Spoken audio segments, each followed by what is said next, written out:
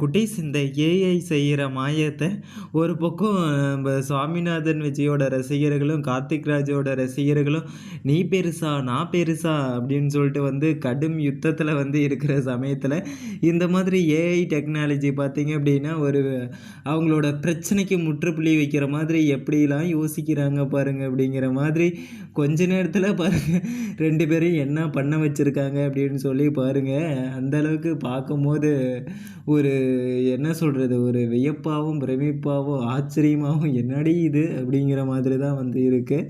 So அந்த அளவுக்கு ஒரு சம்பவம் தரமான சம்பவம் வந்து நடந்திருக்கு. ஸோ இந்த ஏஐயில் வர மாதிரி உண்மையாலும் நம்ம நினச்சி கூட வந்து பார்க்க முடியல. ஸோ அப்படி ஒரு இது ஏஐ வீடியோவாக இருக்குது.